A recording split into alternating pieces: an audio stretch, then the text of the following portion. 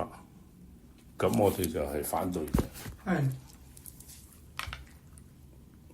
呢個最近嘅喎，8月29日啱啱上個月嘅喎。係冇錯。佢都冇列席嘅，點解？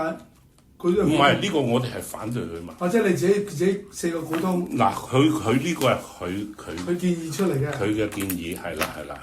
嗯，係。係。哇！14個年㗎啦，做咗，即係唔係15年開始㗎咯喎？14年係佢間公司。佢間公司啫。呢一間公司興潤啫，我仲有其他公司㗎。係。咁咧就係啦。嗱，佢要求呢個佢要求就係建議，而家就未開始，未開始咧。但係我哋喺每一間公司嘅群組咧都反對。而家你哋係幾間公司嘅？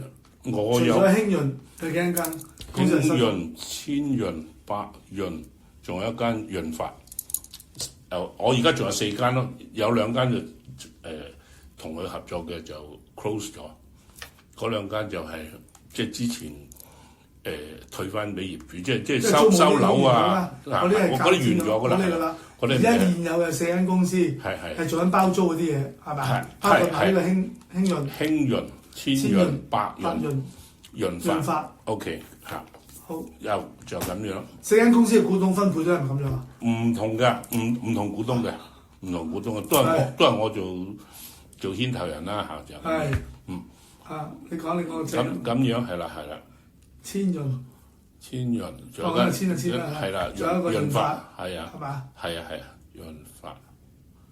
4間公司係啦，即係股東嘅分配就唔同嘅，但係個目的個功能都一樣啦，即係包租咁做啦。係啦，呢個咧就係千潤嘅，我同老婆同埋佢嘅呢個係第一個股東協議嚟嘅。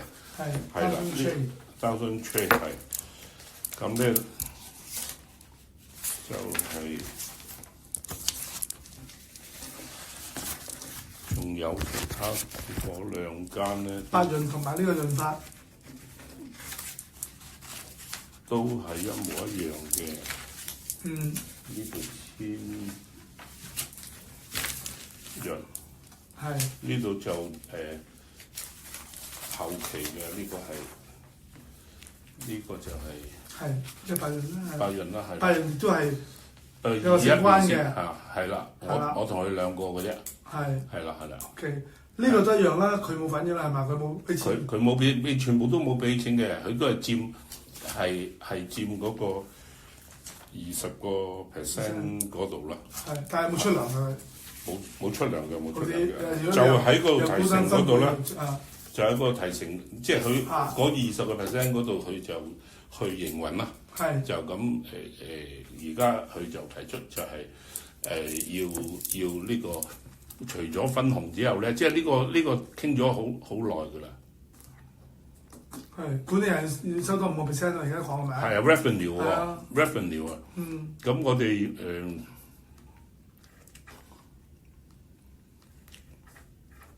哇，3成差額又獎金。係啊，收完 revenue 個 percent 之後咧，再分紅。我哋嗰陣時就傾唔埋，就係話你一係要。 收管理費，一係就係俾個最低即係你一係就按翻 percent 以前按翻嗰個股東協議，你唔好違反先跟翻咁樣咯。咁樣就傾唔埋，咁佢就所有公司佢出咗一份呢啲咁嘅嘢啦。附件，即係4間公司都出咗呢樣嘢啦。係啦，呢4間公司。咁我哋就係唔同意啦。 唔同意底下咧，就係我哋簽咗嗰個反對通知書嘅一間公司係呢個百潤啦，呢個咧就潤發啦，都係一樣噶啦。呢個千潤，呢個千潤，呢個百潤，即係4間公司啦。係啦，我都簽晒，不過未發俾佢嘅。係啦。咁而家就係反對啦，唔俾佢咁樣做啦。咁佢就擔心佢會，如果佢單方面自己係，因為嗰啲戶口操作嗰啲全部佢自己操作嘅。咁其中有佢每年有冇交代盤數俾你睇啊？有嘅，每年都有嘅。佢會有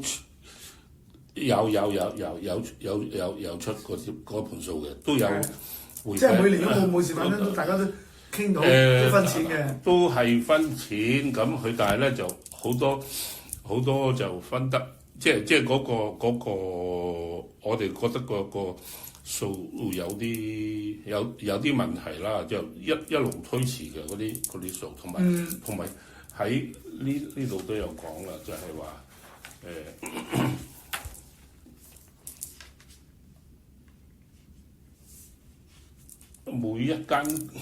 差唔多每一間公司都欠業主2個月租嘅，咁喺正常情況即係會造成一個負。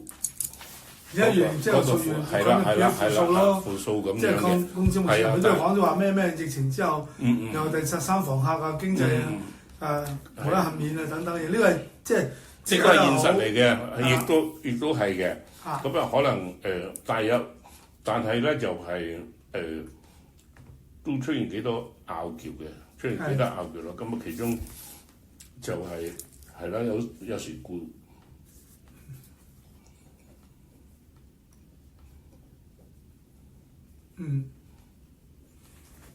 好啦，即係其實呢公司4間公司都係做二房東嘅，係二房東。同業主簽咗租約，跟住就係係啦，因為分租出去，譬如劏房等等，就係收租，另外租翻嚟15,000蚊，我揀咗5個房。唔係全部都係咁樣做咯。唔係住宅嚟嘅，工廠大廈嚟，幾十間房嗰啲嚟嘅，係啊。但係工廠大廈租出嚟租俾租客，租俾寫字樓嚟嘅，寫字樓即係廠房嗰啲包租啫。係啊，嗰個冇咩。即係唔關牽涉住宅物業嘅。唔會。唔關事嘅。即係驚違反咗嗰個條例。唔係，嗰個就消防啊嗰啲就另計啦，即係佢嗰啲未踢到嗰樣，我哋會執嗰樣啊，咁嗰啲之類啦嚇。明嘅。咁如果係想問一問，如果佢即係呢個通告咗，我哋反對佢。如果佢自己單方面去，因為你公司佢全部都係佢管理，即係好多嘢係自己手操縱佢。其中興潤呢間公司咧就係要我簽名嘅。要即係銀行要我簽名嘅，係即係之前我係支票啫，好多都之前就每一間公司都係要我簽名，佢簽名2個 director 簽名嘅，咁跟住咧就係啦，到後期咧就係最收尾成立嗰百潤嗰個咧就係一個是打個得。唔係啊，淨係用 Trillion 嗰間公司嚟運作啊，淨佢一個人簽晒嘅。即係呢個咧係我哋開波之前唔知嘅，佢話即係我哋公司簽，但係佢公司去收租呢樣嘢係已經係同我哋初嗰個合作嗰個精神就唔同㗎啦，已經係冇係啊，事前又冇講到。咁呢個就我哋就開咗波，我哋就算啦，一路都做住咁樣啦。Trillion business 即係少利咯，佢間公司。少利係啦，冇錯啦，係啦，就呢個。即係而家現有嘅嗰3間公司都係佢係啊，我哋簽名啫，得啦。我哋亦都有一個委任信俾佢哋公司操作，因為負責啲咩咧？係負責即係個場地管理啊、收租啊、同業主嗰啲咁嘅嘢啦。係啦。係啦。呢個一個簽得㗎，係咯。佢變咗開頭千潤都係嘅，後來因為匯豐嗰度唔知就停咗個戶口，話收得即係因為一個有好幾年前㗎啦，嗰陣時就停咗個戶口，就話收得 cash 多，嗰陣時就會自動執你嗰啲戶口咁嘛，有啲驚你嗰啲錢個來源唔清楚咯。係啦，咁可能公司之間有公司咁就變咗連簽潤咧都俾埋佢嗰邊，連都係俾間兆理去簽噶啦。兆理嗰邊收租咯，兆理嗰邊收租，嗰個就係啦，就係實際情況就係一個興潤同埋潤發咧，就係我需要簽名嘅，咁啊，但唔知係啦，就而家就係啦。第一，我想問一問先，如果佢呢份建議，我哋係全部反對通知佢，未通知佢嘅，咁係咪即係我哋唔同意嘅？即係都即係嘈得好緊要嘅。咁如果係佢自己單方面執行，係違反股東協議啦。啱。咁違反股東協議係民事，唔係民事啫。除非佢將啲錢動咗公司櫃桶、穿櫃桶啦，叫啲票收咗，本來應該係百潤千潤收錢嘅，就用我自己嘅名或者自己公司嘅名。而家變咗全部都會㗎啦，即係你即係興潤就暫時都未有呢個情況，但係佢就嗰個百潤同埋嗰個千潤係啦，千潤咧就已經係佢公司，即係租約一開波都租約係我呢間公司簽㗎。但係點解佢嗰間公司會代收錢㗎？係啊，其實就係唔啱㗎，呢樣嘢就唔啱㗎。係啊，咁佢話即係好似我而家先頭做，我叫你開票俾我名得啦，係啊，一樣道理啫嘛，唔可以㗎，係嘛？唔可以，你係得到公司壽命先得㗎嘛，係啦，除非佢千潤百潤有會議記錄話，我哋嗰啲租金咧由呢個兆理代收啦，係，咁可能佢都做咗呢啲手腳，你唔知咧，係啊，我就係，所以就係嗱，我諗你哋呢4間公司咧。一般嘅有限公司都有講噶啦，但係一個董事代公司簽嘢係有效啦，應該正常。佢呢度佢份睇翻你公司章程啫。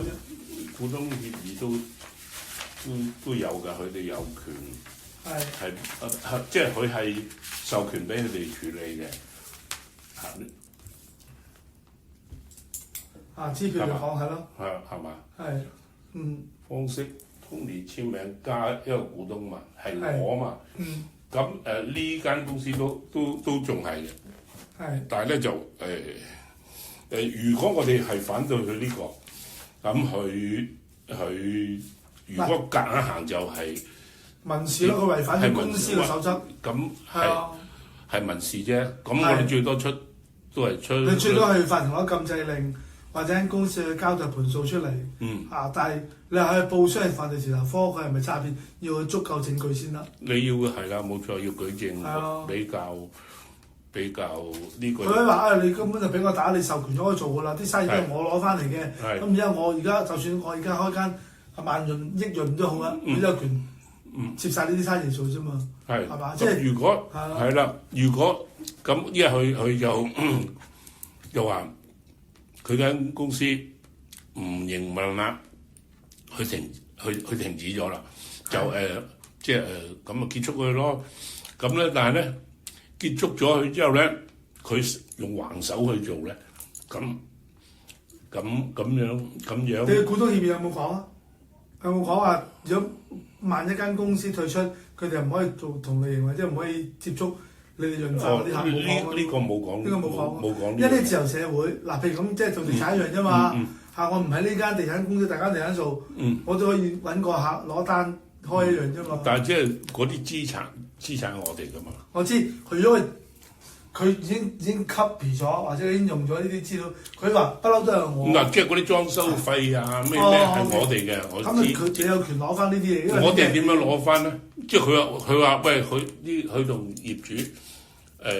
單方面退租，退完租，佢自己用兆理去簽，咁樣呢樣嘢係啦，呢啲叫合法操作。呢個叫合法操作。係啦，即係佢萬一即係禮環嚟講，我全部都退租啦，退咗簽翻，我又全部簽收翻。佢唔同係啊，佢唔係啲租客就佢哋自己 follow 翻㗎嘛，佢自己可以順理成章就過咗去。咁佢就同業主嗰度執咗，跟住佢再做咧，咁簽一個新嘅即係終止合約，佢自己揾佢老婆去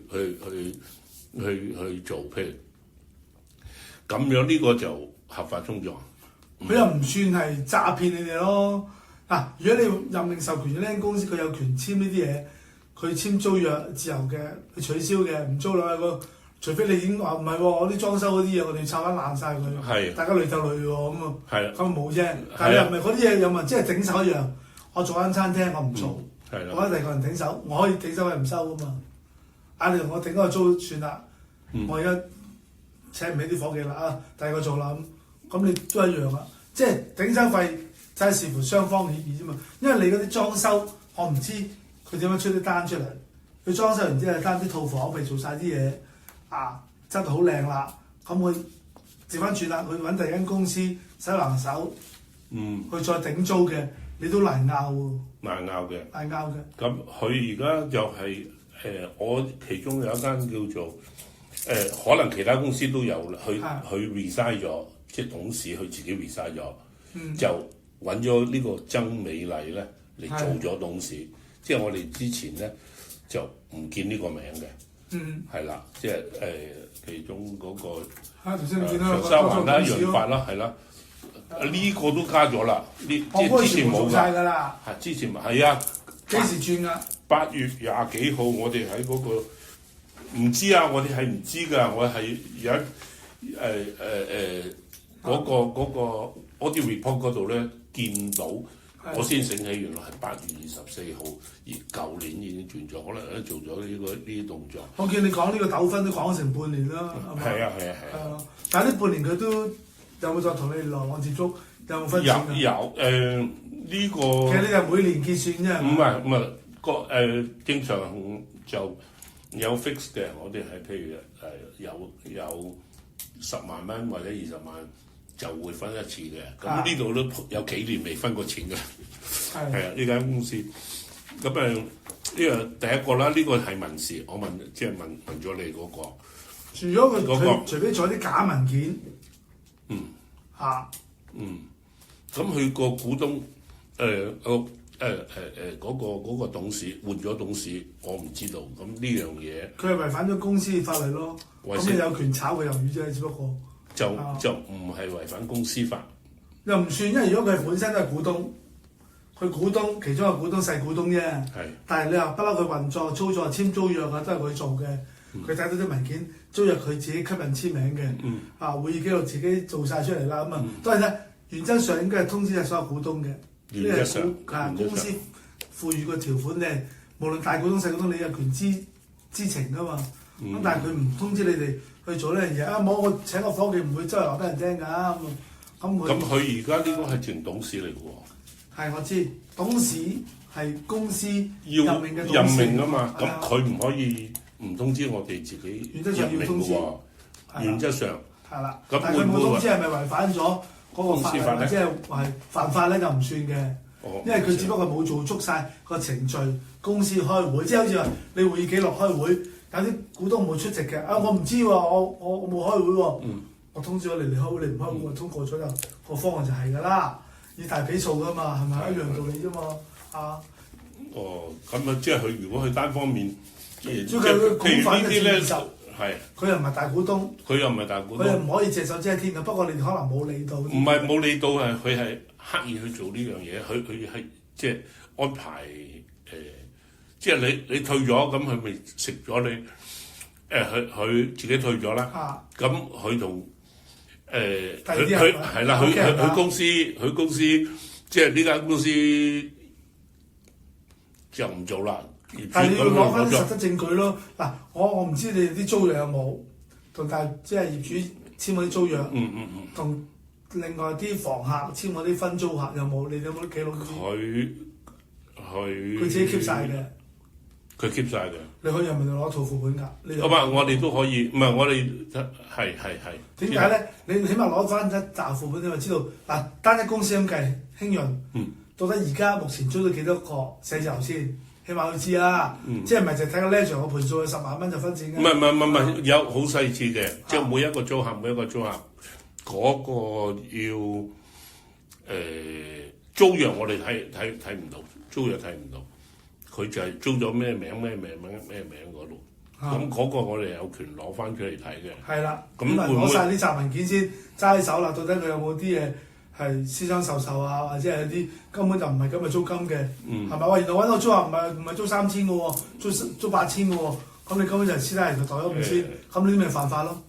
咁嗰啲就會係。咁譬如如果呢，即係頭先講呢個，呢個就都係屬於民事啫。就算係佢自己佢炒咗人魷魚，再appoint一個 director，只不過佢個程序做錯咗，佢冇通知晒我哋所有。佢話你哋任命咗我做呢個管理㗎嘛，嗰啲股東協議都講明我有權去做呢樣嘢，請咩人啊，點樣裝修，點樣我自己決定㗎嘛，所以你哋已經同意咗㗎啦嘛。除非你哋重新開個大會，股東話所有嘅行政或者公司嘅嘢一定要經過2個或者3個股東同意，先至可以簽嘢授權去做。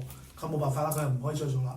係，即係呢個就唔需要通知我哋80%嘅股。原則上要通知，原則上，因為佢係細股東。係啊。因為你唔會一個細股東話晒事去做咩嘢㗎嘛嚇。好啦，咁但係佢唔通知你哋。佢已經做咗就擺佈咗啲嘢，係咪犯法咧？又唔算犯法，因為佢只係做個程序做錯咗，或者偷步做啫。佢話唔係啊，公司運作嗰陣我做嘅喎，我都係請人啊。喂，唔通我點樣裝修買咩物料又你哋開會又咁做唔到嘅喎，咁佢多咗藉口㗎啦。咁佢如果佢即嗱，譬如我用興潤公司啦，就同原來嗰個業主。嗰份租約係我有份簽名，佢有份簽名。咁佢單方面就話呢班股東唔做啦，可能取消啦。咁佢自己去同業主雕係啊。咁呢個有冇會唔會屬於違法咧？如果你係租約，因為嗰個文件啦，佢退租代表公司退租咗，跟住再簽分新嘅。因為佢先屬。嗰個業主，我呢邊我哋都冇乜點接觸嗰啲業主嘅。個疏上本身佢係犯法，但係佢係偷雞咯、偷步咯。因為你公司今日即係做緊啲生意，頭先講授權咗俾佢做，佢可以有權話我任命代表公司嘅。我而家冇問題，嗰個公司個前景唔好啦，再做落去唔做。喂，第二個人做嗰個，就算除非佢好叻，佢都唔會用自己名㗎啦。就好似而家新公司，我唔知嗰間公司會唔會佢個名啦咁我哋嗱，佢係20%嗰個股東啦。咁我哋有權可以罷免佢係咪？可以。咁我股東唔得嚇，股東唔得，股東係有份，你可以買翻佢股份。佢係董事。佢係老闆嚟㗎嘛？佢係董事。唔係你可以罷免佢董事。可以罷免佢董事，但係佢就仍然有20%。就算我唔俾佢，我收翻個權，我攞翻嚟俾其他人操作，佢都有。因為你公司 set up 嗰陣時，可能就股東個協議。係咪收翻嚟佢就冇咗嗰20%？唔係，除非你嗰陣時股東問佢冇再運作，佢冇幫公司，咁嗰個股份咪可以當 sell off 即係當冇咗咯。但係因為你當 sell 嗰時係留空咗。佢20%咯。咁呢個佢就係就算係唔係話我哋委任佢，咁佢先有呢20%分紅，唔委任佢。唔係你分20%分紅，你係20%嘅股份啊嘛。呢個係股份啊。你講股份嚟嘅，股份制嚟㗎嘛。係咯。你係俾咗即係嗰個股權佢㗎啦嘛。股權嘅。佢係已經股東嚟㗎啦嘛。OK。佢唔係話我賺咗錢就係你分20%分成啦，唔係咁樣，你係分股份由股份度分，即係你每個以往分錢都係㗎啦，都係20%分咗啦，佢係一個股東嚟㗎啦嘛。咁我哋每次分紅係分落佢個人名喎，唔係分落去邵潤，即係邵利嗰度喎。咁呢個呢個有冇抵觸，有冇違反？佢就係邵利嘅老闆啦，唯一係一個老闆啦，唯一係啦，老闆啦，係。但係佢係股東嚟㗎嘛，用私人名做股東㗎嘛。佢哋見到你沽入私人名頭，係嘛？佢只係邵利幫佢運作啫嘛。係。咁但係都可以用佢個私人名去收嗰個分紅嘅，可以嘅。哦，即係咁，佢如果而家佢偷換咗啲股東，咁就會即係譬如佢話間公司執笠，佢要結束邵利啦，唔係邵利啦，咁佢係啦，咁佢係咪而家好明顯係會使橫手咁樣嘅？咁就係咪逃避呢個法律責任咁？我覺得會玩呢啲嘢咯。係啊，玩呢啲嘢。佢識嘅，佢有啲財技，同埋即係佢而家已經做到成熟咗啦。間公司即係已經係人脈關係好啊，做生意已經網絡做晒啦。佢又覺得就攞咗你嗰啲資源去做啦，攞咗你生意去做，咁我哋冇得 app 喎，即係自己拆咗佢。係，你可以咁講，累鬥你一齊。但係你話我而家可以用禁制令唔俾佢再運作，因為呢個係私人公司，唔係上市交代嘅。你係股東之間嘅拗撬咯。係，咁我哋可以出禁制令，禁制呢間。嗱，佢間邵利換咗。唔得，你唔可以禁制邵利。唔可以禁制邵利唔關事，邵利係私人㗎嘛，佢自己做生意或者私人用呢間邵利裝咗你哋公司去做一個股東啫嘛。最多只能夠禁制興潤。係啦。咁啊，即係禁翻自己，咁啊，即係冇用。即係從來咁啊，呢樣嘢就搞佢唔入咯。所以我諗你第一件事，如果而家已經有咁多拗撬糾紛，佢都想出呢份嘢話，因為要重新計個數啦。你係反對啦，其實最好係當面傾嚇。當面傾唔埋咯，就傾咗好多次電話嚇。冇出現。都見過，都有咩嘅，但係都幫唔過錄嘅。呢個係最近發生嘅事啦。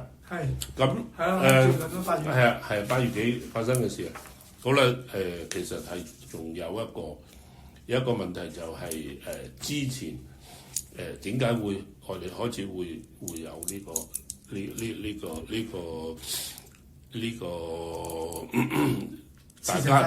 大家會有呢個出現呢個係分歧啊、決裂啊咁樣，就事緣就係即係我呢個興潤呢間公司有兩個場嘅，一個就法理，一個叫美價，都係萬幾尺嘅嚇。咁法理嗰度而家係加租加到我哋去傾咗，即係都係個租約完咧，我哋退翻俾業主咁樣嘅。係啦，咁就係因為收尾就嗰個就退租啦，反正佢業主嗰度就要退租啦。退租咁我哋就話要拆嗰個地方嘅，咁要拆個牆嘅，咁就揾人頂手咧，佢就私底下咧，佢就冇通知我，咁咧就係揾人租咗啦，揾人去同法理嘅業主再傾，想租翻。咁呢個行為係即係瞞住我哋去做嘅。咁呢個行為本身個道德上出有問題啦，一定有問題。係啊，呢個係其實係你唔維護啲股東利益咯。係唔維護股東利益？你係直情係挪用我哋資產嘛？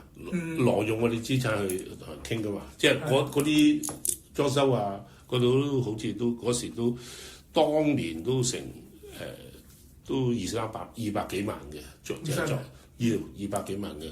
一個200幾，一個200幾，兩個咪400幾咯，即係你450嗰度啊嘛，係啊，咁佢就收尾我就法理嗰邊就揾我啦，就傾，咁我就同佢傾到就係可以佢頂手費20萬頂咗你啦，咁樣都好過完全拆咗佢啦。你拆咗佢，都要俾錢啦，又要錢又要20幾萬咁，佢你再孭咗條數咧就佢欠咗人租三個月嘅，咁啊總之欠咗人哋50幾萬嘅，總數欠咗人50幾萬，咁我同業就係佢就有人告，佢話間公司告我未，因為間公司仲 hold 住另外一個物業㗎嘛，咁你一告會牽連到另外一個業主嚟嘅，就係另外一個場啦咁樣，咁我就我哋啲股東大家傾咗就係可以救到嗰個就唔會因為法理呢件事去影響到美加俾人告佢話告咪告咯，告咪冇錢，跟住就將嗰個租約完咗就轉晒去兆理。咁啊將啲資產全部轉晒，咁我哋就唔同意咁樣啦。咁我就同法理嗰個業主就傾咗之後，就傾係啦，有大家所有股東同意咗，即係20萬頂收費，咁就頂咗，我就將個欠租咧就減到最收尾用20萬幾咧就去埋咗嗰條數嘅，咁人哋就唔會追我哋嘅。咁樣咧，呢個事情咧就大家都唔愉快啦。係啦，唔係第一你私底下，第二佢覺得你咁樣斬咗佢咧，佢冇着數。係啦，即係佢諗住自己做咗佢，咁佢係咪自己做？就嗰日佢就係揾咗個人同我傾嘅，咁我以為係俾頂收費，我點知原來係冇嘅。咁樣我話我已經同阿劉太傾咗，咁我通知咗佢啦。咁而家有一個頂收費，咁佢就覺得好咩啦，即係話係咯，即係俾我撞破咗佢呢件事，即係對方咁個業主就通知我，喂，佢自己私底下過嚟一棟喎，咁樣嘅行為咯。咁我哋就所有股東就同意咗啦，即係我去賣咗嗰條數先啦。咁嗰件事咧就係通知咗馮生嘅，即係嗰個湯傑峰嘅。咁佢就同埋我哋喺個微信群組，大家佢都喺入邊嘅，就佢就冇出聲咯。佢冇出聲，咁之後咧就嗰件事就同嗰個法理嗰邊就去買數咧，就都係經佢公司啲會計啊嗰啲去咩嘅，係啦。但法理嗰度已經解決咗啦，法理嗰度解決咗啦，呢個咧就係火線啫。係啦，呢個咧就係嗰陣時嘅退租嗰個去租嗰個同法理丟最新一個結果嚟嘅，係啦，咁係啦，呢啲就經佢公司會計同整個盤數出嚟啦，整個盤數出嚟啦。OK， 咁我哋就所有就都係今年喎，25年嘅事喎。就係5月嘅事嘛，呢件事就即係令到雙方，即係我哋唔信任佢啊，話你可以咁樣就。咩嘅，即係可以咁樣，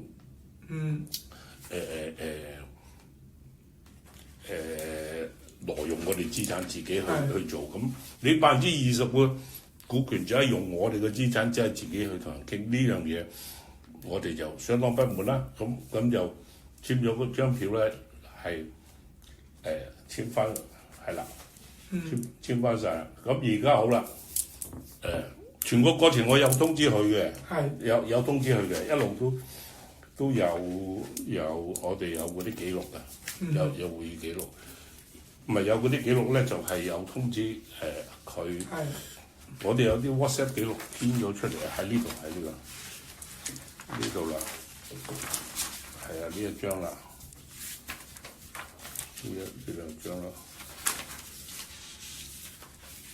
呢個咧呢度退租我簽名啦，咁喺兆理間公司交收嘅嗱啲支票呢個退租書咁樣，咁佢都全個過程我都有講噶，就係話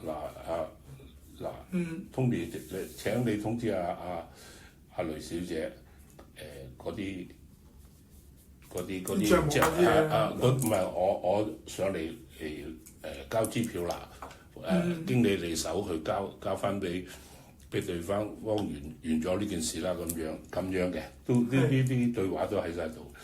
咁去到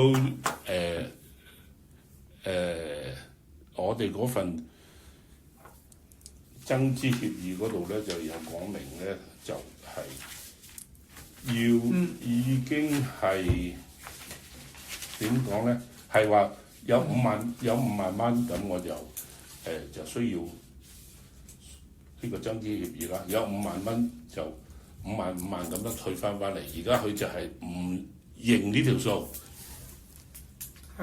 係啦，佢唔認呢20萬，佢話你冇開全體股東會議，咁其實佢係知情噶嘛，我哋呢度有寫噶嘛，係啊，喺呢個5萬蚊增資啊，即係佢唔係每20萬分5期啊嘛，係啊25萬喎，21萬幾係嘛？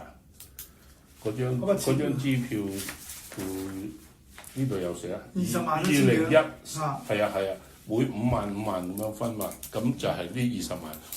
佢話啲公司冇錢喺度，認為冇錢擺喺度。有㗎，公司而家係有錢喺度嘅。咁佢我見你都係用你私人名簽。唔係，要佢即係我哋都話明係第一就佢話佢話我哋唔預去夾錢啦，我哋自己股東夾晒錢啦。咁呢度有一張寫明咧，佢唔使出錢，係我哋出晒錢嘅。呢個係我哋對話嚟嘅，同佢話啦。係啦，同你講明係你唔使出錢。第二咧，我哋80股東同意。第三，事前有同你講過，就叫佢必須執行咯。咁佢就話，即係話你識唔識股東嗰個股東法㗎？要全部股東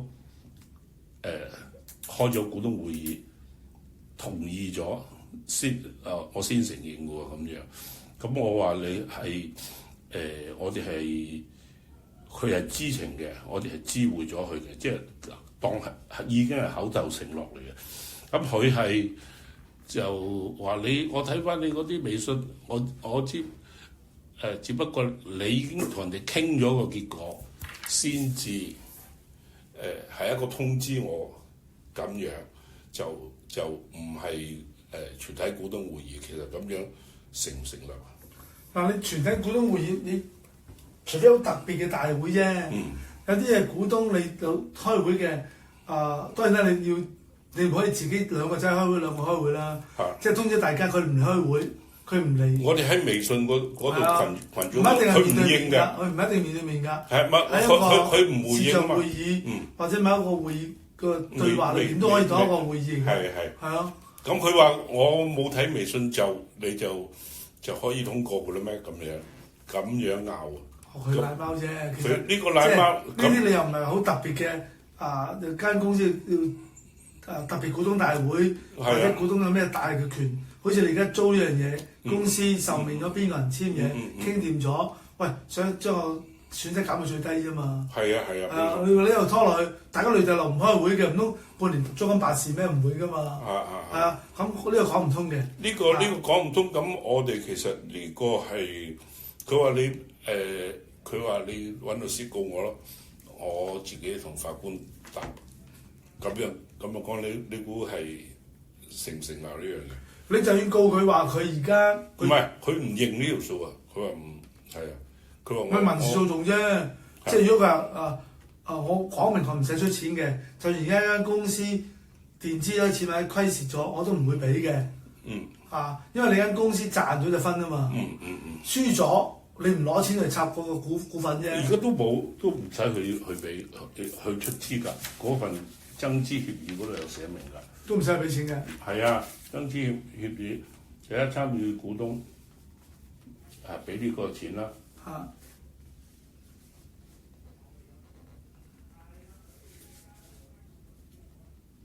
喺第幾條嗰度寫明係唔使去出錢嘅，highlight咗就係睇下先 ，highlight 咗第一條。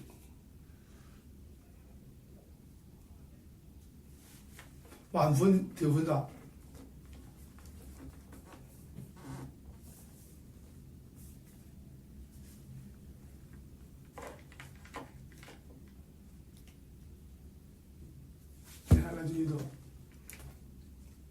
呢度。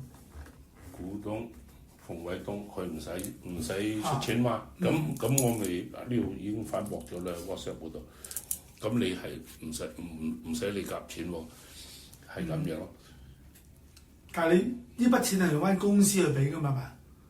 係啊，會嗱公司有錢有盈利喺度㗎嘛，即係啲唔係公司個即係興潤冇錢㗎。興潤嗰陣時係唔夠錢嘅，唔夠錢嘅。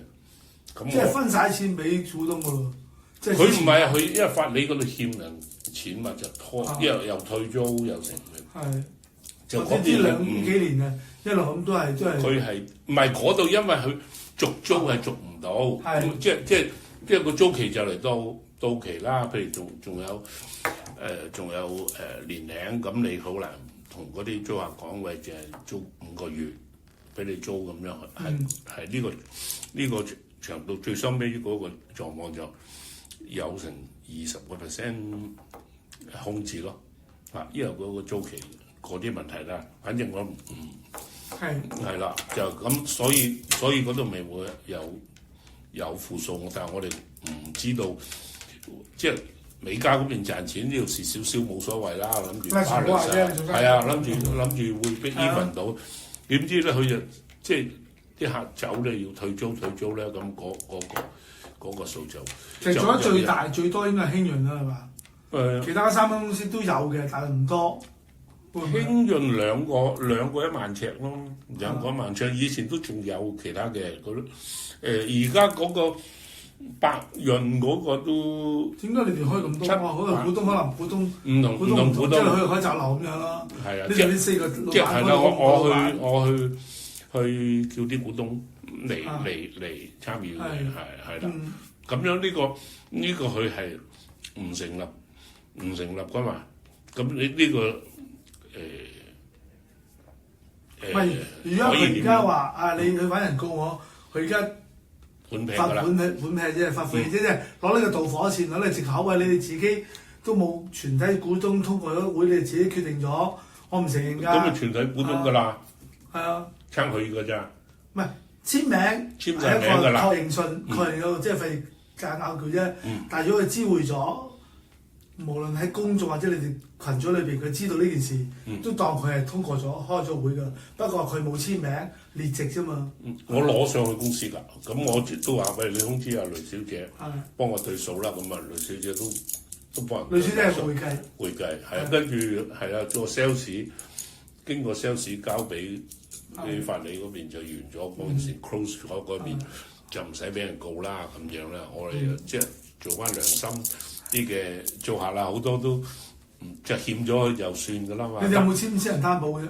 有冇啊？冇。即係公司冇 P 即係冇 PG 嘅就冇 personal guarantee 嘅。因為如果 PG 好麻煩咯。PG 就麻煩啦，就唔會做呢啲啦。咁就係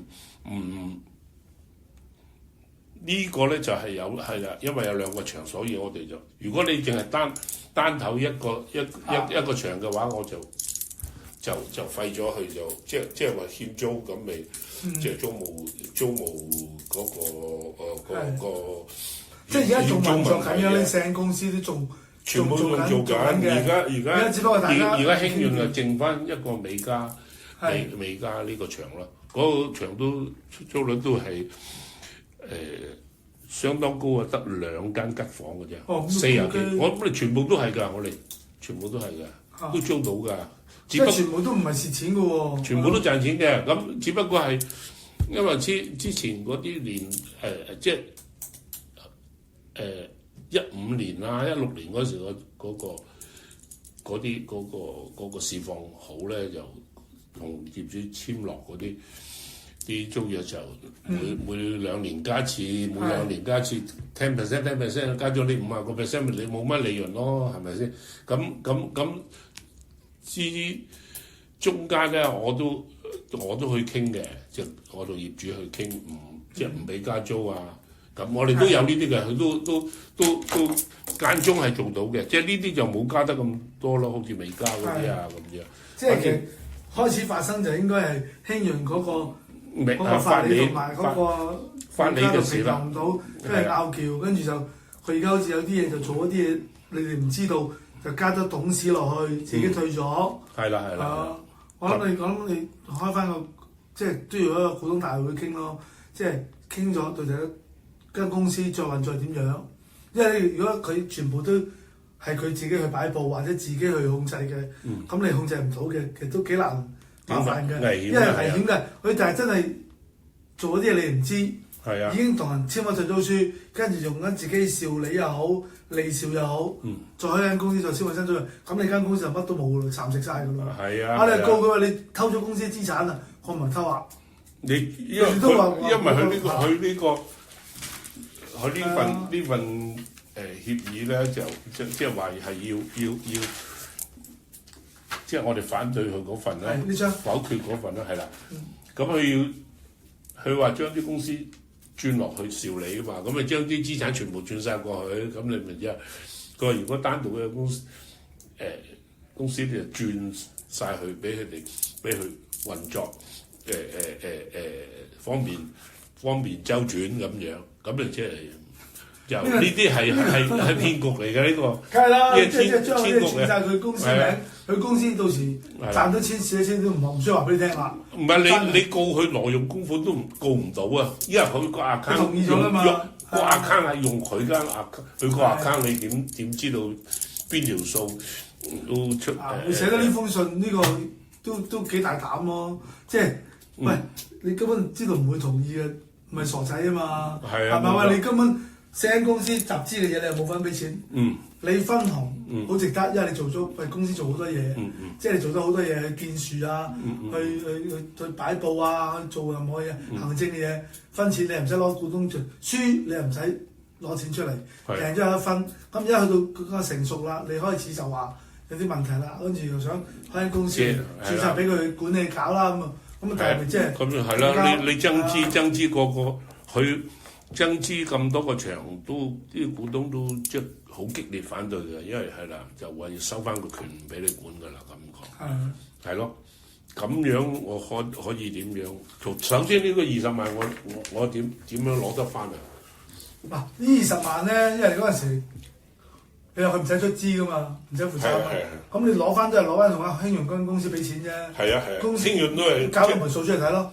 公司有錢嘅，喂，你而家係墊資咗幫公司。唔係佢有個禮拜出個 report 喺度。有嘅。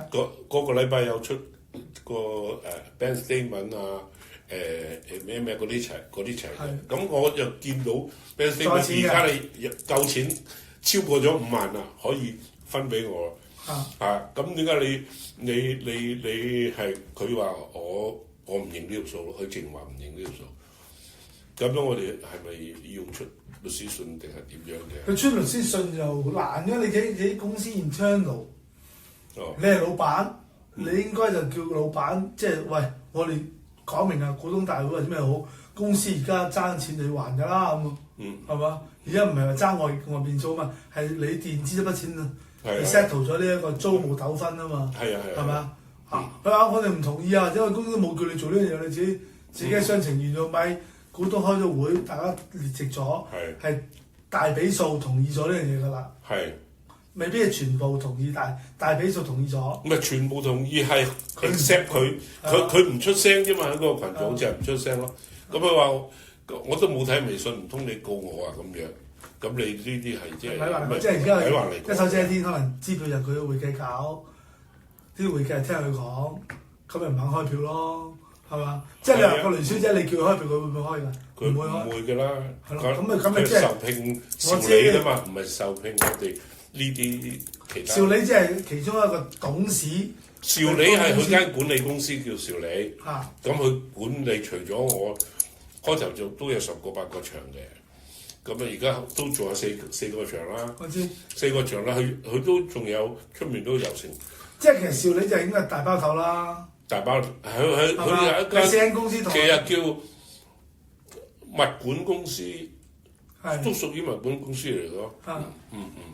就咁樣。咁佢就。但係你4個公司個戶口係獨立㗎。4個公司個戶口係嗰啲 statement 就係。就獨立，銀行咧就係只有呢間。頭先嗰就係呢間。呢間我簽名嘅。百潤。呢個咧就係因為嗰時個匯豐嗰度自己一個簽得啦。係啦。即係邵理簽得啦。呢個唔係喎，係潤發同埋。興潤係要我簽名嘅，其他嗰啲係啊，邵理簽得晒嘅。其他嗰啲咧用咗邵理簽㗎啦，即係百潤呢個後期成立，佢話佢公司已經改咗制。我都聽到個故事，聽到嗰個來來去去，但係混亂嘅，因為你嗰啲公司嘅租約啊、分租約咧，你完全都冇，只不過即係當一個營運生意。咁但係亦都做咗啲委託信俾咗邵理做管理，做咗物管理之後咧，佢收租啲。即係3房東4房東交租嘅交俾邵理㗎啦，邵理收咗錢之後咧，湊晒啲。交租都應該呢個，譬如興潤就交翻興潤戶口嘅，按道理，因為呢個潤發都係嘅，因為呢個我都問過個會計嘅，咁佢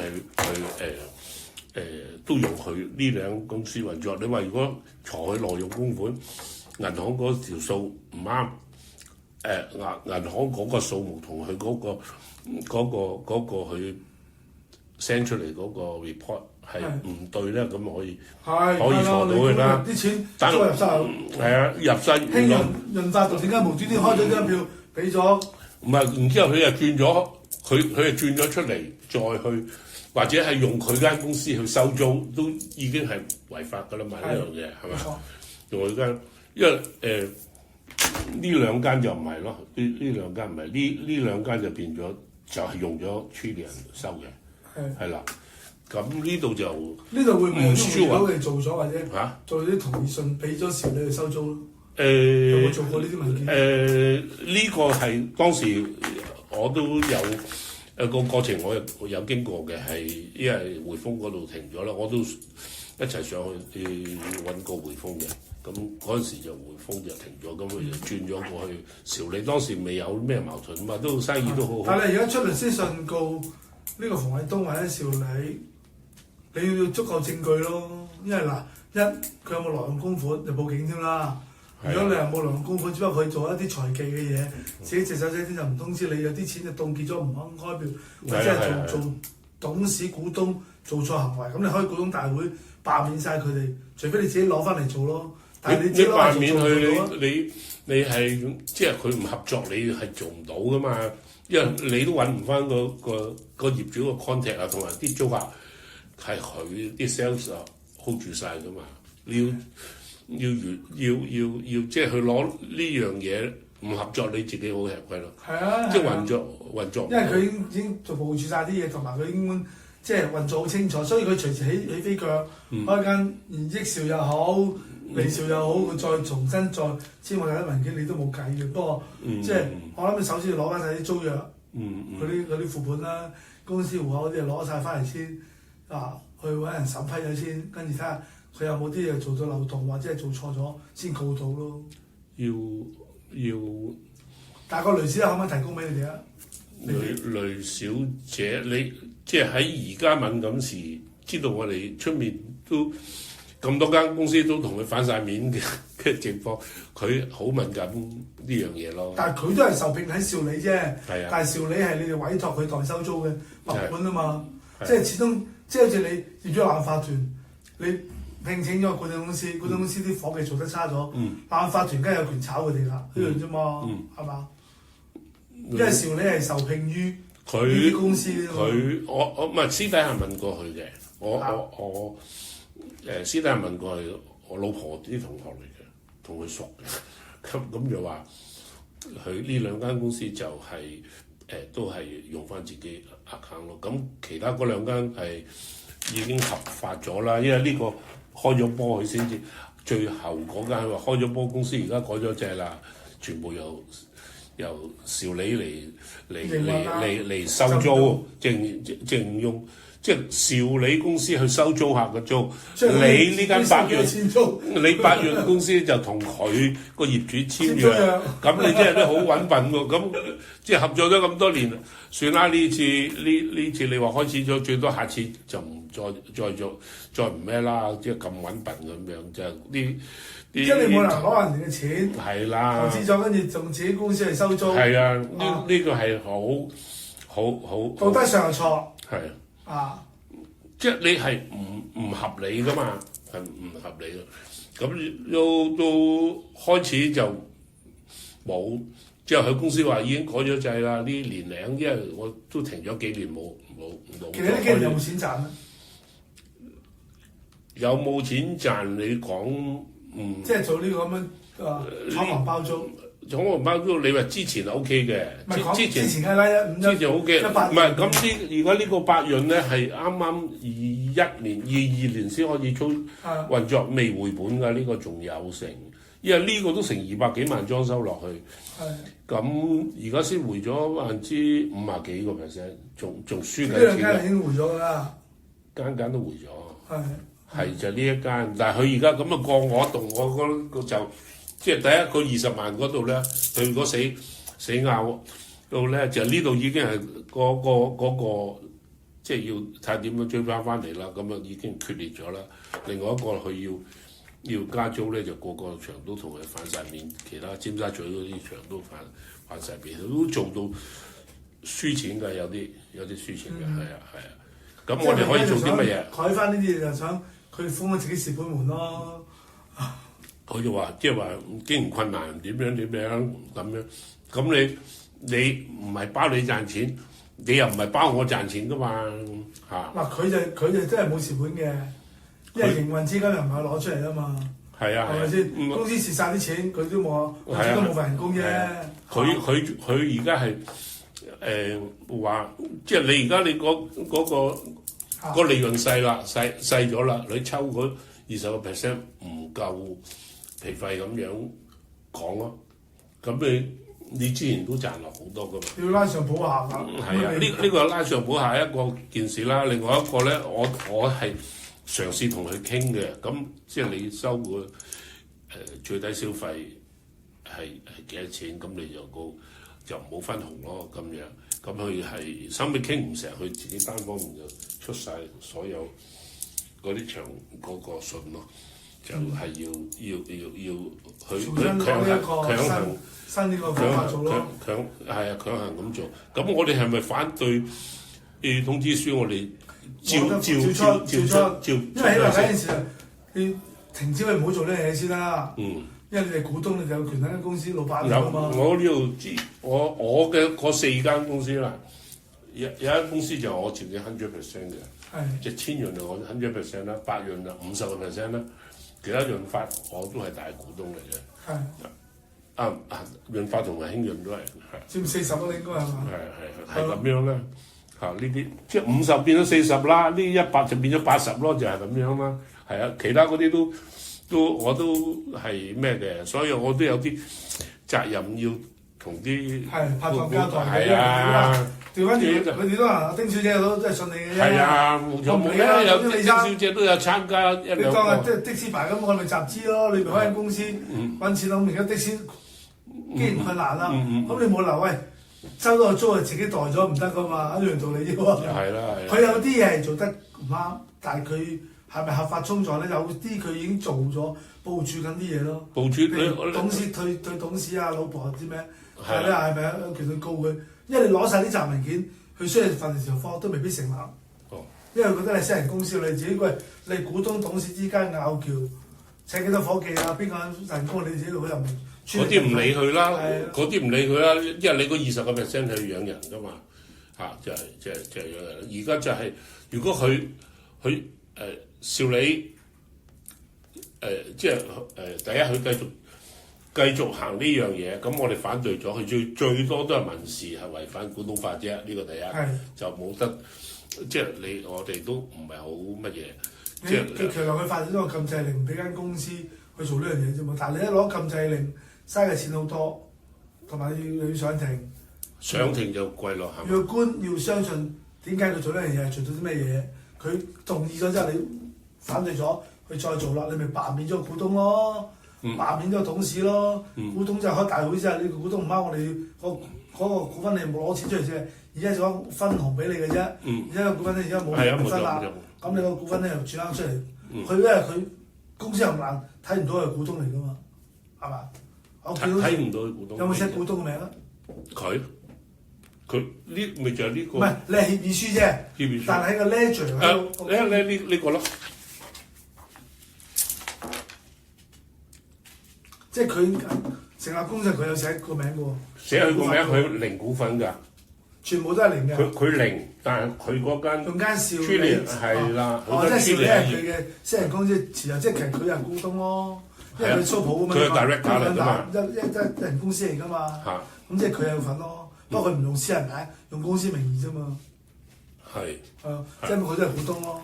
即係呢個禁制令，禁制呢間得唔得㗎？禁制呢間 Trillion 喺我哋呢度即係去禁制佢加呢個管理費啊，嗰啲咁得唔得㗎？不過要用好多氣力。係啦，同埋你要使好多嘢，要揾個商務嘅 counsel 睇清楚，跟住去法院度攞禁制令，唔係咁易攞，因為你係私人公司啊嘛。因為而家呢間公司係股東，亦都係嗰個 management。佢可以重複即係我係老闆，我係打工一樣得嘅啫。我受薪老闆啫嘛。佢係股東20%，佢亦都係呢間公司個管理公司營運呢扎公司嘅營運工作。就即係唔可以，即係即係你話要禁制又唔係。即係你話俾我公司，我覺得公司盤數目唔啱，我要求法院度凍幾間公司，法庭未必俾你嘅，因為呢間公司唔係上市，唔係公眾交代啊嘛。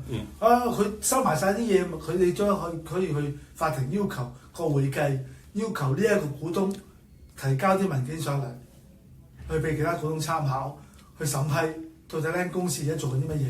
要求去攞嗰啲文件出嚟。係啦，但係你咁樣要求，你不如叫個會計叫佢攞晒啲嘢好過。即係話，即係唔係就係直情我哋股東有權要求嘅，有權要求佢叫佢交晒啲數出嚟，即係揾個auditor 核數師同佢核嗰啲數啫。但係相信嗰啲揾唔到咩問題嘅，其實我哋都睇到。我已經做得好清楚。睇唔到，因為佢都我哋每個即係點講，每條數佢係點樣入點出，同埋即係佢有做嘅，有晒嘅，有晒。因為而家我覺得分得少唔鋸，就變咗一路咁做咁多嘢。係啊，因為即係我哋就係啦，部署緊啲嘢咧，就想要咁樣食咗兩手準備。咁，你俾加我錢嘅就做，你唔加我錢嘅我就或者佢申請破產，佢而家啲嘢就轉晒俾佢太太，或者係佢親戚咁，有一個叫曾美麗咁，佢自己辭咗佢自己嗰個董事喎，好似呢間咁嘅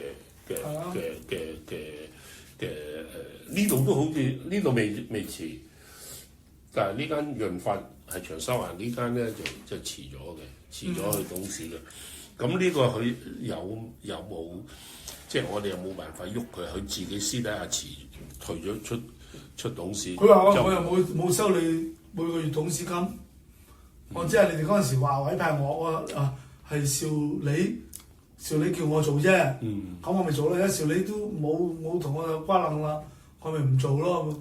佢自己邵理仍然係冇咗係先。邵理係咪都係董事先？因為你呢個清唔清楚啊？你即係喺公司入住有嗰個申請。唔係我嗰個有一個有一個數咧，就係呢個寫就係紅磡都就係去營運緊嘅。係啊，我好似有呢個編咗出嚟嘅。唔緊要啊！嗱，我諗係要真係要告佢唔係咁易咯，即係同埋你要好多文件啊實質證據。但係佢做一啲嘢，違反咗個股東利益，佢冇啊。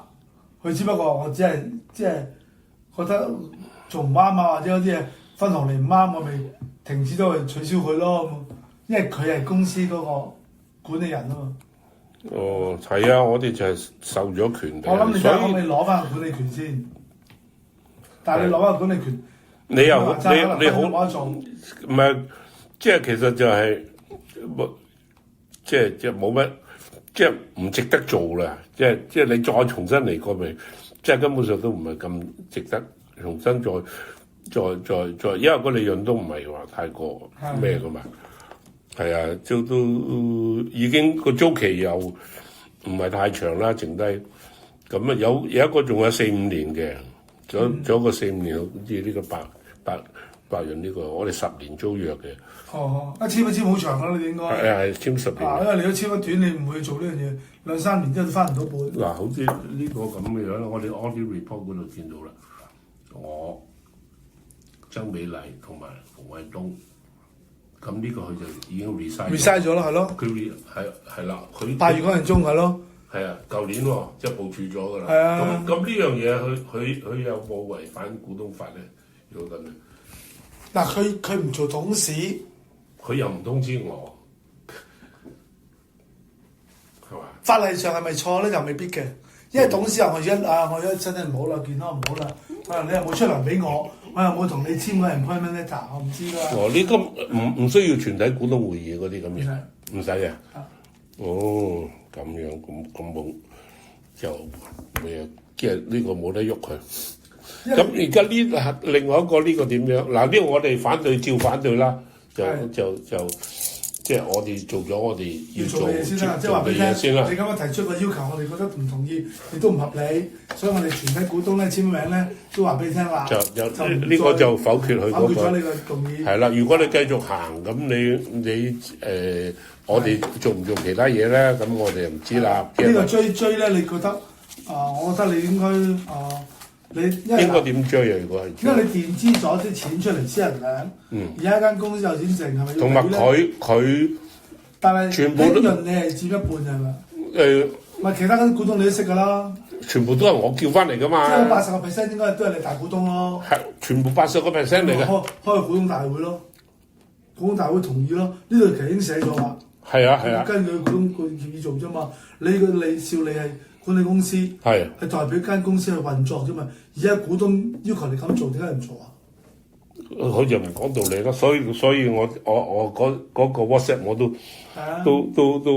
嗰日。因為唔係叫你私人負責，而家叫係間公司管理公司。係啊。當公司賺到錢嘅，要睇翻人數。因為呢筆錢你唔係。而家係有數喺處㗎啦。佢唔肯俾咯。係啦，咁我可以點樣做咧？如果個會計都唔聽你講啊？唔係個會計唔會要佢簽名，我簽名先捉到嚿錢出嚟㗎嘛。咁佢而家佢話我唔認呢條數，你講你告我啦。我自己同個法官講咁招積喎。你唔會係幾萬蚊就告佢嘅。咁都唔係即係雖然話個大數20萬，你而家講係裝5萬蚊。佢就話我係啊咁寫話，我而家營運資金，我咪等到扣20萬先開俾你咯。佢如果咁講，我條氣都順，即係我跌20萬出嚟，即係我當輸咗俾乜嘢？但係呢件事唔係咁樣噶嘛？你話做到完，即係個完約咁咪輸咗俾業主就算啦，係嘛？就唔同佢合作啦。咁咪即係呢都做生意嘅嘢啦，係嘛？但係呢個係佢必須要係俾翻我嘅。如果佢唔開，你其實間公司興潤，你要即係開股東大會咯。開完股東大會之後啦，咁跟住聘請呢個兆理係管理公司，係代表你哋去做間公司嘅會計又好，營運又好。喂，而家因為呢筆錢係負債嚟嘅，要還錢，如果唔係，我覺得你唔係做足要做公司嘅嘢咯。咁你有權要佢兆理去做呢嘢。如果個兆理都唔肯開嘅，你咪告佢咯。就告 Tony 個人定告兆理？告兆理。係啊，即係其實應該告佢。係啊，冇錯。因為兆理你管理得唔好，同埋你而家咁樣，喂，間公司講明啦，股東已經通知咗，而家咪冇錢，有錢你唔開翻出嚟，咁你變咗你違反咗我哋股東嘅協議咯。違反股東協議告佢，又係你股東唔係一致啊，唔係一致唔緊要啊，呢個唔係周年大會啊。唔係即係你係80%嘛？我哋呢度都有講咗嗰個增資協議嗰度。你股東通常超過一半以上，超過50%係超過50%就已經可以安排啦嘛。係啊。咁而家係我哋85%啦嘛。咁你呢份佢話你淨係通知我，唔係開咗全體會議，佢仲帶翻你轉頭。你識唔識呢啲公司法㗎咁樣？即係搞到咁樣，因為佢都，我覺得佢都已經係諗住。即係反面㗎啦，反面㗎啦，可能我揸住你套腳，揸住晒呢啲嘢，啲人喺晒我度，你話我唔學啊咁樣。係啊，咁樣我係咪需即係咁樣呢個係點啊？告定係即係出律師信告佢都冇用嘅喎。係啊，佢唔應你。我唔應你啊！佢唔應你，佢話佢話你即係佢話律師告一件事。律師上一件事上庭，你告到我破產，又另外一件事咁樣喎，咁樣判佢。佢都識嘢識呢啲㗎，識呢啲㗎。絕對識啊！不過呢緊即係你咁樣唔容易咯。係啊，係咪先？咁多年大家喂，你賺錢我賺錢，你攞本出嚟。係啊。而家到啦 ，OK， 你話你接手做冇問題。係。你清楚嘅交代，你唔再搞啦，你又唔好用我哋嘅資源去幫你揾錢，就唔啱嘅。係嘛？係啦，而家佢用我哋嘅資源，如果佢用我哋嘅資源，我哋即係我哋。你嗰套嘢不嬲你識嘅，你咪再做過咯。唔係，即係嗰啲裝修啊！而家係講我哋抌落嗰啲裝修落去，佢要慳咗我哋啲資產，我哋可以點樣制止到佢咧？你有啲副本俾我影低，我幫你再慢慢再研究論下嗱啲公司啦，頭先呢啲。呢啲哎呀，呢啲要影啲。其實呢啲要，其實呢份要影，呢啲我可以嚇。你有冇啲款留俾我？有。呢個即係間公司。呢個係啦。呢個兩個一樣㗎啦。呢個正本，呢個副本，正本你要貼翻。呢個似正本啊嚇。係。呢個副本。呢個正本。正本你貼翻住。1、2、3，呢個正本。係，呢個最緊要啦，因為而家講呢啲可以，我可以再編嘅，呢啲可以俾晒你嘅，呢俾晒你，呢份都可以俾你嘅，呢份可以俾你。呢個係嗰個宗旨。係啦。呢個要影，因為呢個應該正本嚟嘅。係咪？影。呢啲俾晒你㗎啦。好，俾我參考下 ，OK。咁呢個咧，因為幾間公司嗰度呢個任合興法源呢個係咩意思呢個？咩㗎？呢係咩？係啊，同人組公司，如果大家遇唔到，其實都麻煩嘅，因為你都係普通公司，呢個百潤嘅。係呢份嘅副業嚟嘅，即係呢幾個要。40% 咯，40股啊嘛，係咪啊？呢個嗰陣時，即係50-50，佢抽咗20。set up 嗰陣時，你40個股就得翻40咯。係啦。呢個冇日子點睇？嚇？冇日子嘅，冇日期嘅。佢係呢個嘅，係呢個嘅，即係佢呢個 attach 埋呢個嘅。係百潤。係百潤。呢個嗰啲 shareholder 嗰啲係啦，係啊，呢啲影同埋呢個呢個俾我啦，呢啲俾你㗎。呢個影完俾你，等一陣。呢啲俾手。呢個有個 double 咗嘅。呢係啊 double 咗嘅。呢個頭先同我見到張 double。係啊，冇錯啊。係啊，嗰個係千潤啊嘛，千潤、輕潤、百潤。仲有一間潤發咧。潤發喺呢度。哦，潤發冇啊，冇股東協議喺樹。股東協議冇喺樹，但係反對通知書有。係啦，就呢影嗰個協議先。好。股東協議先。呢個人都係啊，即係處心積慮啦。係啊。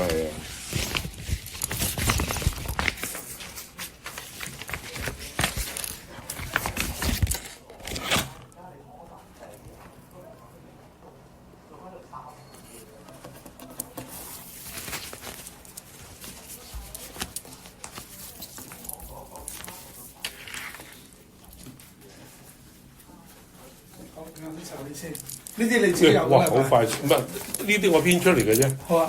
咁我係啦，呢啲唔係我諗，你首先係即係反對咗先，起碼嗰陣時唔好俾佢即係話啊，我通知咗你啦，你冇回應我照去做㗎啦。咁啊，到時就要分錢咁樣分，講唔啱咯。係啊。反對咁你而家都分錢分得咁難啊？你再收完錢先再分，咪即係等於等於即係話係啊，等於即係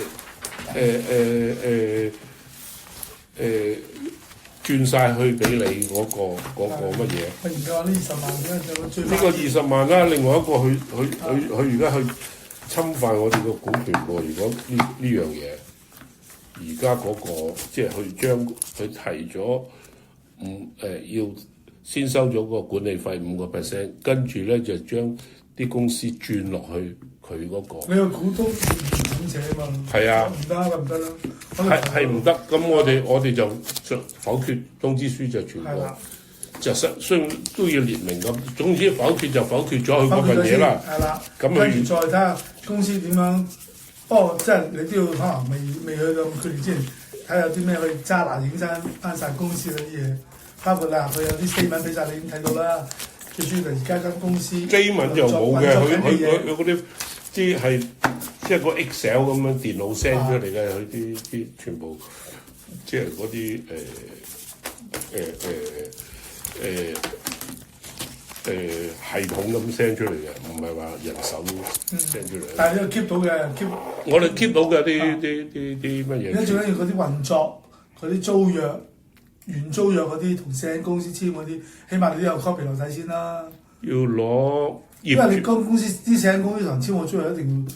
自己有睇㗎，即係要攞原來嗰個。係啦，跟住佢再包銷佢自己間公司少你再同人簽嗰啲，攞得到係最好啦。起碼知道喂，你話幫我即係有租咗20間房，咁20間房係租俾咩人啊？有嘅，租金幾多錢？佢有，但係就冇。唔係咁詳細嘅，淨係個表出嚟嘅啫。有個表有個人名嘅，租咗幾多錢，但係就嗰個租約咧就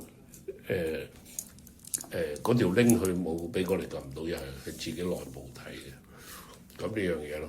咁嘥好大，又唔係咩商業秘密，不過佢唔俾你睇啫，即係佢知道佢自己運作緊，即係自己中意點樣做咯。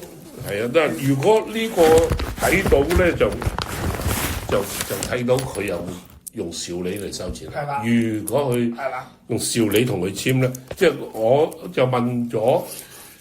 嗰個雷小姐佢就話佢呢兩間公司全部兆理，其他嗰啲咧就都入翻興發。係啊，係咯，就咁樣。咁即係呢個都要攞係咪？係攞到啲。即係攞到咁當然啦，如果係就即時有。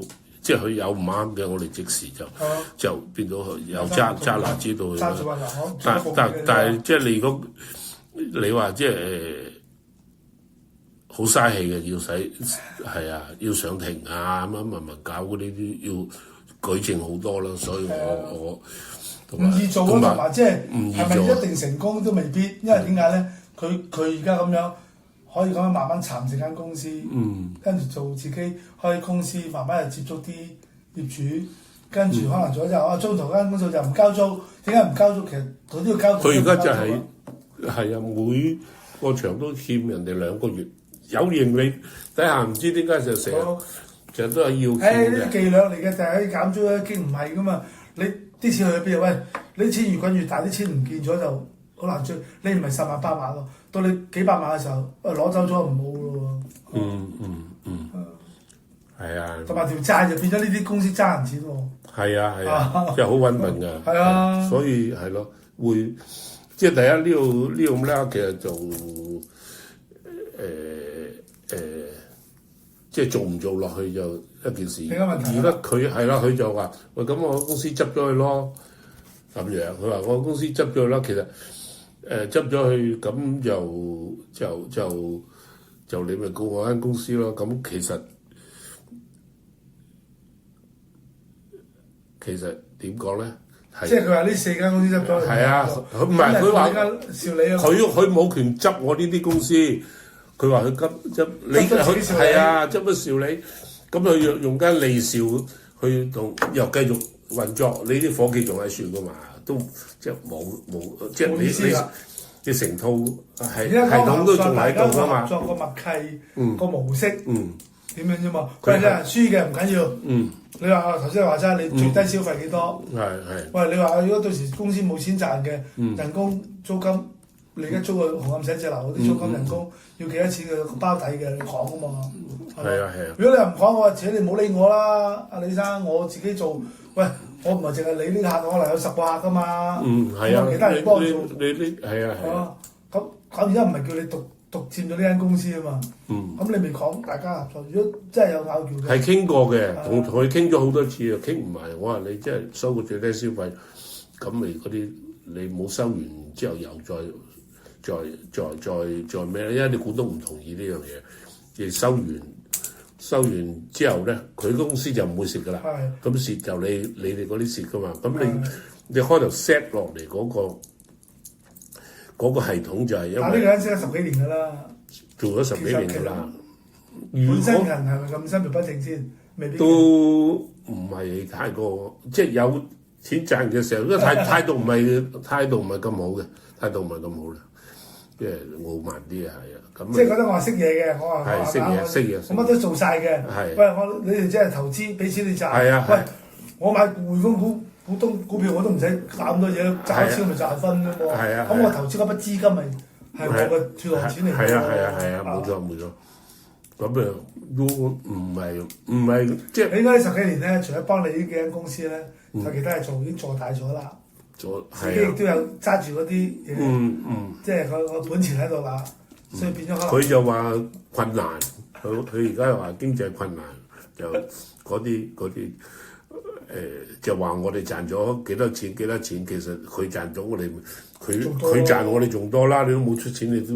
我哋攞下本啫喎，係啊，個本我當你投資咗400萬，呢10年嗰400萬，如果個400萬擺喺銀行。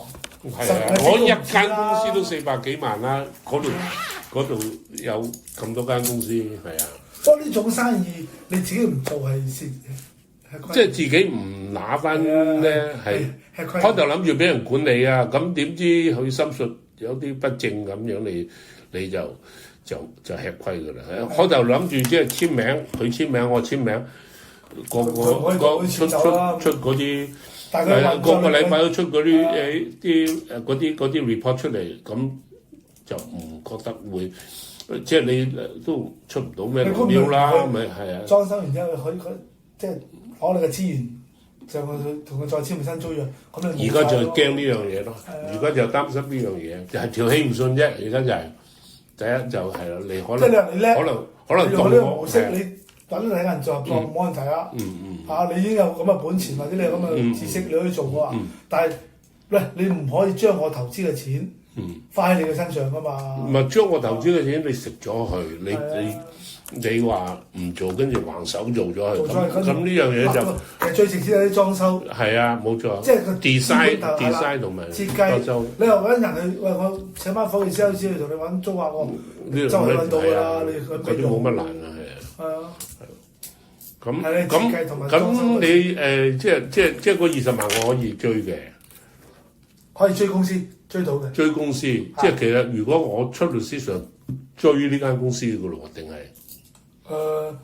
又唔算係直接係爭個錢，你只係 push 佢話呢間公司興潤嘅股東通過咗啦，呢筆錢係你墊資咗出嚟代表公司，代表李生去追翻佢個開俾李生，最多係咁樣嘅啫。但係成唔成功要睇晒好多文件咯，因為佢可以話我係邵李係管理公司嘅啫，我即係管理嗰啲包租嗰啲嘢啫，你最終追翻興潤啦，咁咪射博咯。咁即係興潤佢話咁我唔簽名啊！佢而家咁樣喎，即係好似細路仔咁樣。咯，你想咪告我爭我錢咯咁啊？係啊。咁咪告佢個人咯喎？你告翻自己嘅戇居啫，你告興潤。唔係告佢唔簽名啊！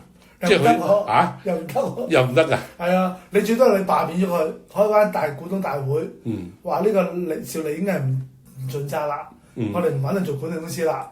咁你攞翻晒個管理權啫，間公司錢入咗帳，間公司你無論會計邊個都。咁我哋而家嗰個仲有冇效嘅先？我哋嗰份股東增資嗰份大股東協議，因為增資係一個特別大會。係啊，有效噶嘛？係大家要開會嘅。係。佢如果你喺微信度係已經係個網群組裏邊知道啦。佢冇簽名啫，但係佢應該列席咗啦。佢就話你通知你係決定咗先通知我。唔係，我哋個開會先一齊決定嘅。係梗唔係啦，梗唔係咯。咁樣佢話佢唔同意我同劉太咁樣傾，咁佢唔講佢唔同意，我哋唔同意，佢自己私底下走去。係啊，咁你咩做呢樣嘢？咁係啊，咁道德問題啊，就係你話告佢挪用，我諗都有啲困難。有困難。唔係咁易嚇，因為佢又唔算係攞晒你公司資金，佢即係攞你資產啊嘛。係啦，攞你個裝修之後，我話我哋唔做啦 ，cancel 啦，取消退租啦，跟住自己收人手嚟租翻出嚟就唔俾你整收費咯。係啊，唔使出個裝修咯，所以先至走去制止呢件事，去通知咗佢先，即係唔俾佢做呢個方案先，跟住再諗下點追嗰20萬咯。好，喂，多謝晒，借住呢個咁嘅事情去反面咯。係啦。已經反咗面㗎啦，不過已經反咗面㗎啦。真係大家想唔想好嚟好去埋尾啫？如果唔係啊，咁你而家你個增資嗰度大家係唔同意，咁佢照行嘅喎。照做梗係咯，你佢照行喎，即你落去唔行喎，即係只能夠話違反股東。反對咗佢大先，係反對咗佢再做嘅時候，你咁樣覺得唔啱咪罷免咗佢咯。罷免佢。但係你唔可以罷免佢股權嘅，因為佢股東嘛。你最多係間公司增持股份，蠶食佢股份啫。咁樣嘅，就唔可以話停咗佢嘅。唔得，因為佢都係股東嚟噶嘛。佢個公司邵李做股東嘛。股東又唔可以。director 嗰啲或者係嗰啲行政執，你可以罷免個職銜。咁佢係 director，我係 director。你可以罷免兩個 director。但係你公司唔可以冇董事㗎，你間公司要營運啫嘛，因為除非你都係 director 㗎。我係 director，全部都係我係 director。一個 director 得㗎嘛，公司。唔一定兩個㗎。咁罷免咗佢個 director 嘅話，會有咩後果咧？佢唔理間公司嘢咯，佢唔做咯，咁咪佢交晒啲嘢出嚟咯，俾個董事去營運咯，去做咯。係，即係我哋危險就係佢可能乜都唔俾你咯，你乜都唔知道你。係啊，你即係操作唔落去噶嘛，你接唔到上去噶嘛。係啊，呢個風險相當高嘅，係啊。好，咁我哋同啲股東再商量下，我再一步。係麻煩嘅，係呢啲合作咧，即係大家有拗撬咧，傾唔埋咧，一係就兩間公司都唔要，係你又唔值得咁做咯。OK。